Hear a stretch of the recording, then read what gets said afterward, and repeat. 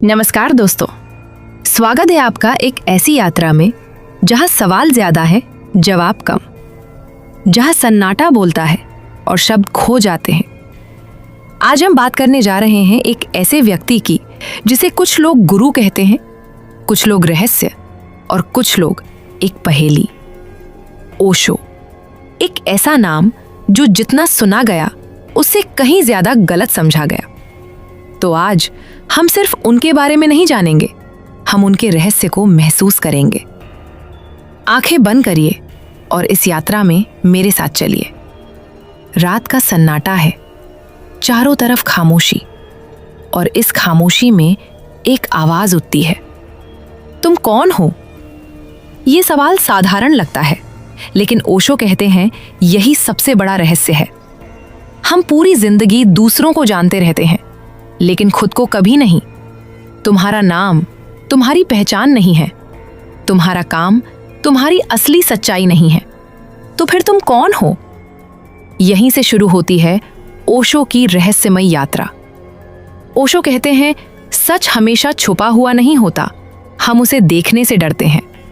हम अंधेरे से नहीं डरते, हम रोशनी से डरते हैं, क्योंकि रोशनी में सब कुछ साफ दिखाई देता है।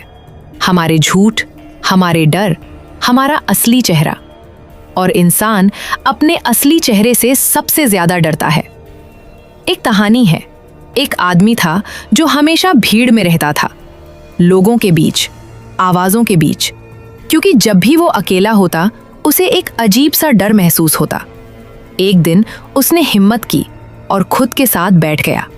पहले कुछ मिनट बेचैनी, घबराहट, फिर धीरे धीरे एक अजीब सी शांति, और फिर आंखों से आंसू, क्योंकि पहली बार वो खुद से मिला था।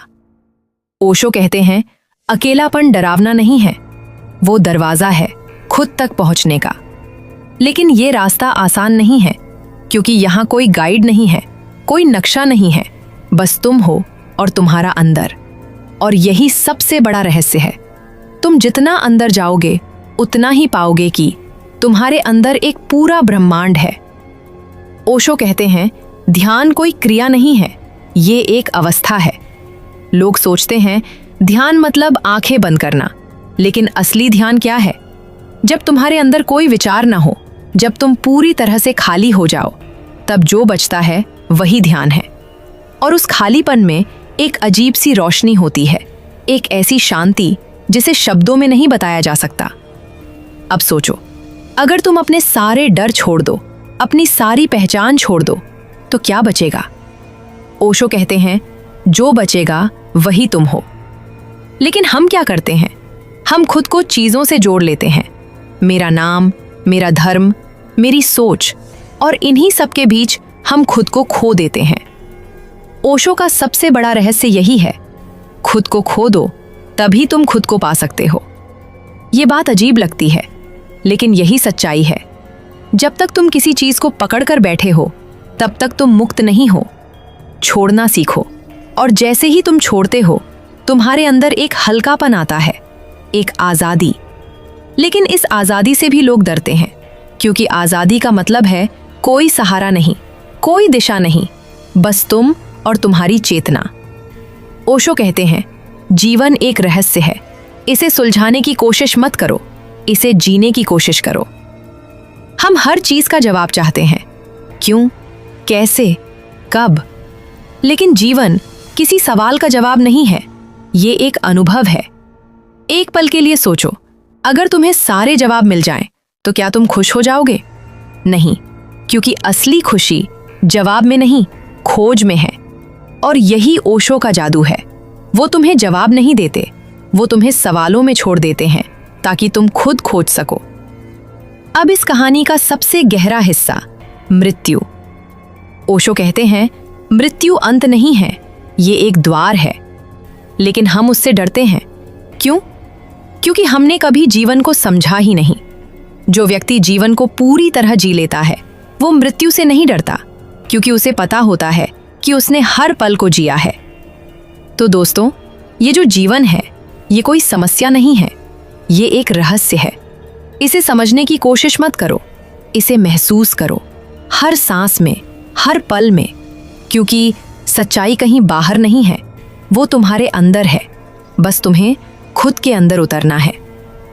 आज से थोड़ा समय खुद के साथ बिताओ, थोड़ा सन्नाटा महसूस करो और खुद से पूछो, मैं कौन हूं? शायद जवाब ना मिले, लेकिन यात्रा शुरू हो जाएगी। कल्पना करो, एक शांत झील जिसका पानी बिल्कुल स्थिर है। उसमें तुम अपना चेहरा देखते हो, सब कुछ साफ दिखाई देता है, लेकिन जैसे ही पानी में हलचल होती है, तुम्हारी छवि टूट जाती है। ओशो कहते हैं, तुम्हारा मन भी उसी झील की तरह है। जब मन शांत होता है तब तुम खुद को साफ देख पाते हो, लेकिन जब विचारों की लहरें उठती हैं तब सब धुंधला हो जाता है। और यही हमारी पूरी जिंदगी है, विचारों का शोर, अंदर की बेचैनी। हम कभी शांत ही नहीं होते। तुमने ध्यान दिया होगा, जब तुम अकेले होते हो तो तुम्हारा मन सबसे ज्यादा बोलता है। वो पुरानी बातें याद दिलाता है, भविष्य की चिंता करवाता है और तुम्हें कभी इस पल में रहने ही नहीं देता। ओशो कहते हैं, मन एक अच्छा नौकर है, लेकिन एक बहुत खराब मालिक। जब तुम मन को कंट्रोल नहीं करते तो वही तुम्हें कंट्रोल करता है। लेकिन सवाल है, मन को शांत कैसे करें? क्या उसे रोका जा सकता है? नहीं।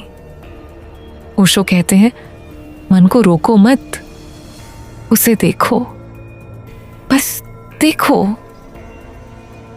जैसे कोई फिल्म चल रही हो और तुम दर्शक हो। विचार आएंगे जाएंगे, लेकिन तुम उनसे जुड़ो मत। धीरे धीरे वो कमजोर पड़ने लगेंगे और एक दिन तुम देखोगे कि मन शांत हो गया है, बिना किसी कोशिश के। ओशो कहते हैं, तुम्हारी सबसे बड़ी ताकत तुम्हारी जागरूकता है। लेकिन हम क्या करते हैं? हम बाहर की दुनिया में इतने खो जाते हैं कि अंदर की दुनिया भूल जाते हैं। हम दूसरों को समझने में लगे रहते हैं, लेकिन खुद को नहीं समझते। और यही कारण है कि हम हमेशा अधूरे महसूस करते हैं।